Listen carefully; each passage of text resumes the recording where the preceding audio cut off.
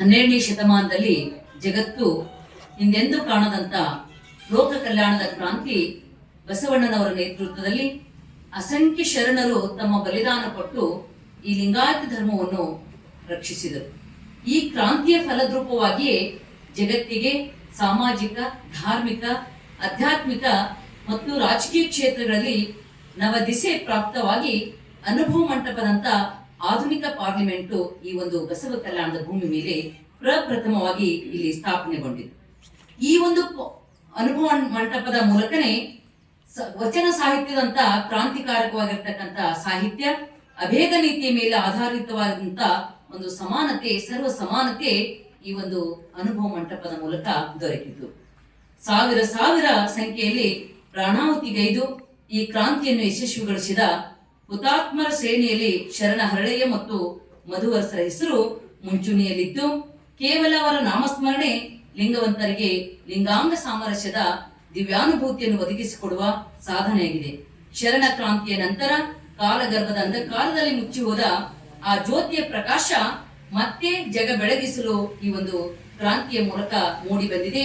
ಈ ದಿವ್ಯ ಜ್ಯೋತಿಗಳ ಪ್ರಕಾಶದಲ್ಲಿ ನಾವು ಮುಳುಗಿ ಮತ್ತೆ ಹೊಳೆಯುವ ಕಾಲ ಈಗ ಆಗಮಿಸಿದೆ ಅಂತ ನಮಗನಿಸ್ತಾ ಇದೆ. ಅಂತಹ ದಿವ್ಯ ಜ್ಯೋತಿಗಳ ಒಂದು ಸ್ಮರಣೆಯಲ್ಲಿ ಈ ಒಂದು ಶರಣ ವಿಜಯೋತ್ಸವ, ಹುತಾತ್ಮ ದಿನಾಚರಣೆ, ನಾಡ ಹಬ್ಬ ಈ ಒಂದು ಪ್ರತಿ ವರ್ಷದಂತೆ ಈ ವರ್ಷನೂ ಕೂಡ ಬಹಳ ಅರ್ಥಪೂರ್ಣವಾಗಿ ವಿಜೃಂಭಣೆಯಿಂದ 3 ಅಕ್ಟೋಬರ್ 2024ರಿಂದ 12 ಅಕ್ಟೋಬರ್ ವರೆಗೆ ಈ ಒಂದು ಕಾರ್ಯಕ್ರಮವನ್ನು ಆಯೋಜನೆ ಮಾಡಲಾಗಿದೆ.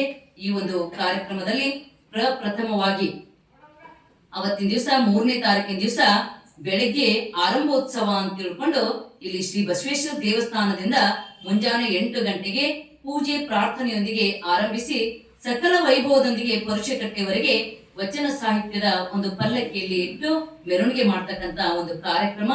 ಆ ಪರುಷಕಟ್ಟೆ ತಲುಪಿದ ಮೇಲೆ ಅಲ್ಲಿ ಆ ಒಂದು ವಚನ ಪಠಣ, ಪೂಜ್ಯರ ಒಂದು ಅನುಭವ ನಂತರ ಪರುಷ ಪ್ರಸಾದ ವಿತರಣೆ ಅಲ್ಲಿ ಜರುಗ್ತಾ ಇದೆ. ಈ ಕಾರ್ಯಕ್ರಮದ ದಿವ್ಯ ಸನ್ನಿಧಿಯನ್ನು ಪೂಜ್ಯ ಶ್ರೀ ಡಾಕ್ಟರ್ ಮಲ್ಲಿಕಾರ್ಜುನ ಮಹಾಸ್ವಾಮಿಗಳು ಮುರುಘಾಮಠ ಧಾರವಾಡ ಇವರು ವಹಿಸಿಕೊಳ್ಳಲಿದ್ದಾರೆ. ಅದೇ ದಿವಸ ಸಾಯಂಕಾಲ ಶರಣ ವಿಜಯೋತ್ಸವ ಉದ್ಘಾಟನಾ ಸಮಾರಂಭ ನೆರವೇರಲಿದೆ. ಸಾಯಂಕಾಲ 6 ಗಂಟೆಗೆ ಈ ಕಾರ್ಯಕ್ರಮದ ದಿವ್ಯ ಸಾನ್ನಿಧ್ಯವನ್ನು ಪೂಜ್ಯ ಶ್ರೀ ಮಗಚ ಡಾಕ್ಟರ್ ಬಸವಲಿಂಗ ಪಟ್ಟದೇವರು ಅಧ್ಯಕ್ಷರು, ಅನುಭವ ಮಂಟಪ ಬಸವ ಕಲ್ಯಾಣ ಅವರು ವಹಿಸಿಕೊಳ್ಳಲಿದ್ದಾರೆ. ದಿವ್ಯ ಅನುಭವವನ್ನು ಪೂಜ್ಯ ಶ್ರೀ ಡಾಕ್ಟರ್ ಮಲ್ಲಿಕಾರ್ಜುನ ಮಹಾಸ್ವಾಮಿಗಳು ಮುರುಘಾಮಠ ಧಾರವಾಡ ಅವರು ಅನುಭವ ನೀಡಲಿದ್ದಾರೆ. ಈ ಕಾರ್ಯಕ್ರಮದ ಉದ್ಘಾಟನೆಯನ್ನು ಶರಣ ಶ್ರೀ ಸನ್ಮಾನ್ಯ ಶ್ರೀ ಈಶ್ವರ್ ಬಿ ಖಂಡ್ರೆ, ಅರಣ್ಯ ಪರಿಸರ ಮತ್ತು ಜೀವಿಶಾಸ್ತ್ರ ಹಾಗೂ ಬೀದರ್ ಜಿಲ್ಲಾ ಉಸ್ತುವಾರಿ ಸಚಿವರು, ಕರ್ನಾಟಕ ಸರ್ಕಾರ ಅವರು ಉದ್ಘಾಟಿಸಲಿದ್ದಾರೆ. ಈ ಕಾರ್ಯಕ್ರಮದ ಅಧ್ಯಕ್ಷತೆಯನ್ನು ನಮ್ಮ ಶಾಸಕರು, ಬಸವ ಕಲ್ಯಾಣದ ಶಾಸಕರಾಗಿರ್ತಕ್ಕಂಥ ಶರಣು ಸಲ್ಗರ್ ಮಾನ್ಯ ಶಾಸಕರು ಬಸವ ಕಲ್ಯಾಣ ಅವರು ವಹಿಸಿಕೊಳ್ಳಲಿದ್ದಾರೆ. ಇನ್ನು ಅದೇ ರೀತಿ 2ನೇ ತಾರೀಕಿನ ದಿವಸ ಅಂದ್ರೆ 4ನೇ ತಾರೀಕು ಸಾಯಂಕಾಲ 6 ಗಂಟೆಗೆ ಮಾಚಿದೇವ ಮಲ್ಲಿಬೊಮ್ಮ ವೀರ ಸೈನಿಕರ ವೇದಿಕೆಯ ಮೂಲಕ ವಿಶೇಷವಾಗಿರ್ತಕ್ಕಂಥ ಒಂದು ಕಾರ್ಯಕ್ರಮ ಈ ಸಲದ ಒಂದು ಕಾರ್ಯಕ್ರಮವಾಗಿದೆ. ಯಾಕೆಂದ್ರೆ ಈ ಒಂದು 12ನೇ ಶತಮಾನದಲ್ಲಿ ವಚನ ಸಾಹಿತ್ಯವನ್ನು ರಕ್ಷಣೆ ಮಾಡ್ತಕ್ಕಂಥಲ್ಲಿ ಪ್ರಮುಖ ಮುಂದಿನ ಸಾಲೆಯಲ್ಲಿ ನಿಂತಿರ್ತಕ್ಕಂಥವ್ರು ಯಾರಂದ್ರೆ ಮಾಚಿದೇವ ಮಲ್ಲಿಬೊಮ್ಮ ಶರಣರು. ಹಾಗೆಯೇ ನಮ್ಮ ದೇಶದ ರಕ್ಷಣೆ ಮಾಡ್ತಕ್ಕಂಥ ನಮ್ಮ ಸೈನಿಕರು ಏನದರಲ್ಲ ಅಂತ ಒಂದು ಸೈನಿಕರು, ನಿವೃತ್ತಿ ಆಗಿರ್ತಕ್ಕಂಥ ಒಂದು ಸೈನಿಕರ ಒಂದು ವೇದಿಕೆ ಅವರಿಗಾಗಿ ಇವತ್ತ ನಿರ್ಮಾಣ ಮಾಡಲಾಗಿದೆ. ಯಾಕೆಂದ್ರೆ ಇವತ್ತು ನಮ್ಮ ದೇಶಭಕ್ತಿ ನಮ್ಮ ಯುವ ಜನಾಂಗದಲ್ಲಿ ಬಿತ್ತಬೇಕಾಗಿದೆ.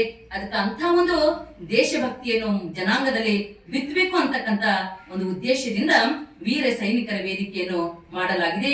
ಈ ಒಂದು ಕಾರ್ಯಕ್ರಮದ ಬಸವಜ್ಯೋತಿ ಪ್ರಜ್ವಲನೆಯನ್ನು ಶರಣರ ಬಸವರಾಜ್ ಪಾಟೀಲ್ ಸೇಡಂ, ಮುಖ್ಯ ಸಂಯೋಜಕರು, ವಿಕಾಸ ಅಕಾಡೆಮಿ ಕಲಬುರಗಿ ಅವರು ಮಾಡ್ತಾ ಇದ್ದಾರೆ. ಅನುಭವವನ್ನು ಶರಣ ಕರ್ನಲ್ ವೆಂಕಟರೆಡ್ಡಿ ಬೆಂಗಳೂರು ಬರ್ತಾ ಇದ್ದಾರೆ.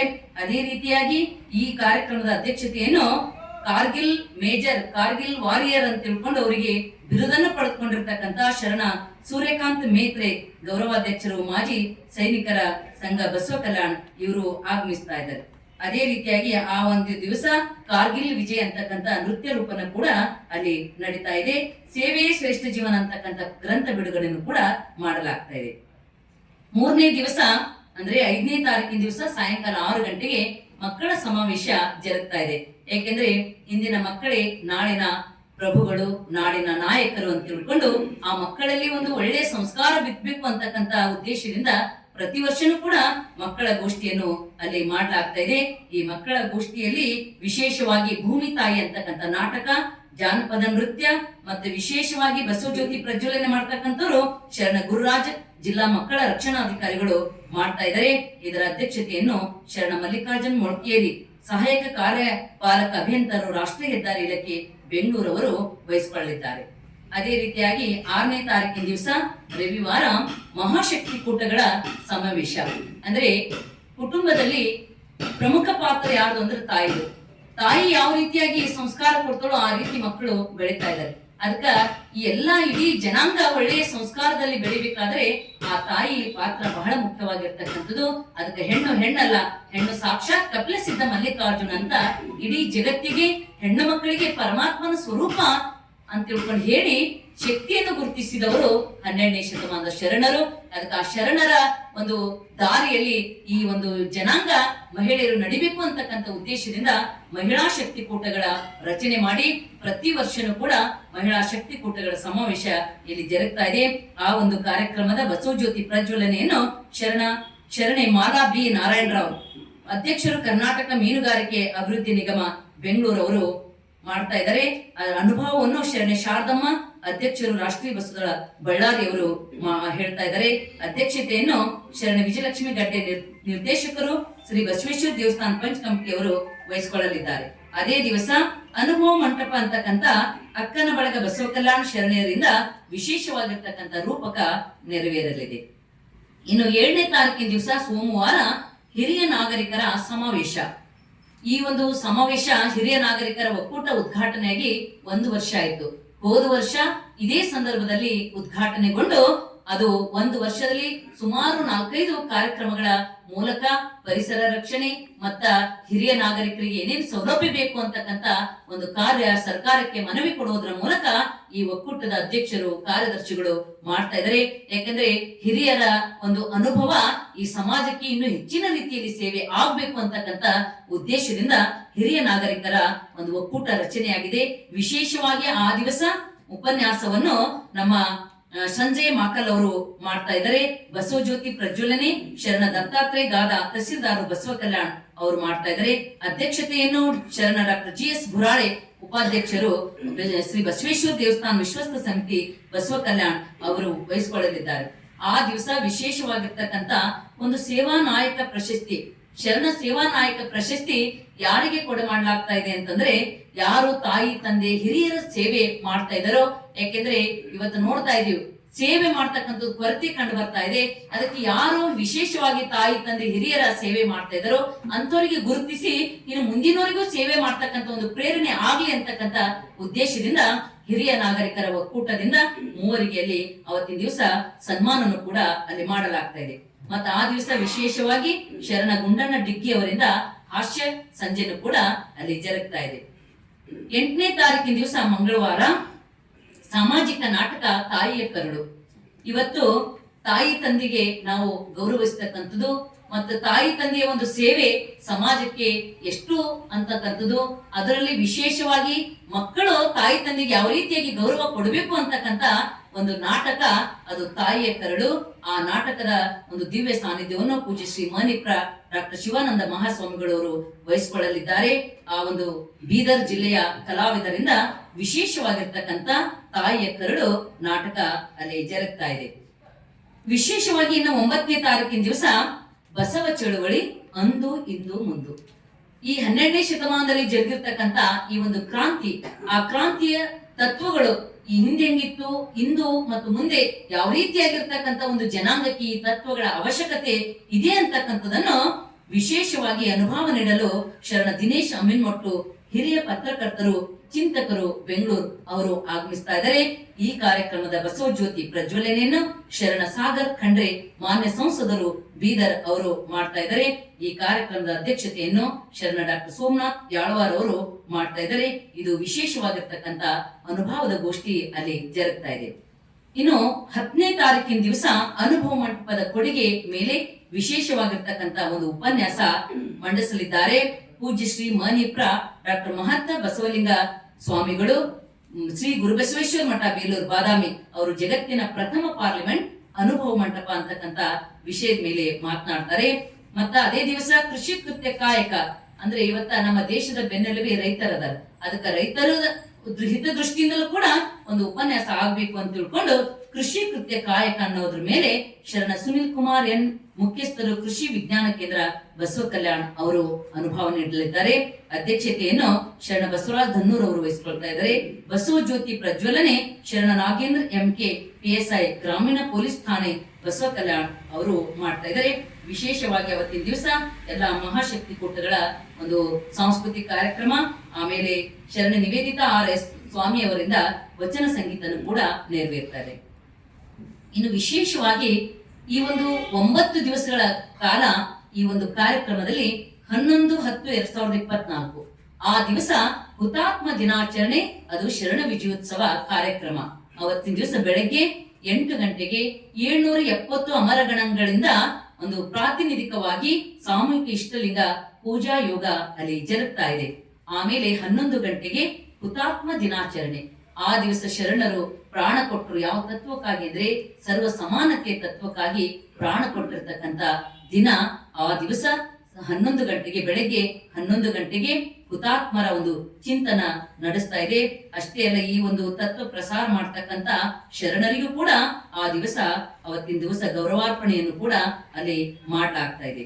ಇನ್ನು ವಿಶೇಷವಾಗಿ ಮಧ್ಯಾಹ್ನ 3 ಗಂಟೆಗೆ ಅವತ್ತಿನ ದಿವಸ ಎಳೆಗೂಟೆ ಮೆರವಣಿಗೆ, ಮಧ್ಯಾಹ್ನ 3 ಗಂಟೆಗೆ ಬಸವ ಕಲ್ಯಾಣದ ಐತಿಹಾಸಿಕ ಕೋಟೆಯಿಂದ ಹರಳೆಯನವರ ಗವಿಯವರೆಗೆ ಒಂದು ಭವ್ಯವಾಗಿರ್ತಕ್ಕಂಥ, ಅರ್ಥಪೂರ್ಣವಾಗಿರ್ತಕ್ಕಂಥ ಭಕ್ತಿ ಶ್ರದ್ಧೆಯಿಂದ ಆ ಮೆರವಣಿಗೆ ಅಲ್ಲಿ ಪ್ರಾರಂಭವಾಗಿ ಇಲ್ಲಿವರೆಗೆ ಈ ಒಂದು ಮೆರವಣಿಗೆ ಬಂದ ನಂತರ ಸಾಯಂಕಾಲ 6:30 ಗಂಟೆಗೆ ಶರಣ ವಿಜಯ ರಾಷ್ಟ್ರೀಯ ಪುರಸ್ಕಾರವನ್ನು ಕೊಡಮಾಡಲಾಗ್ತಾ ಇದೆ.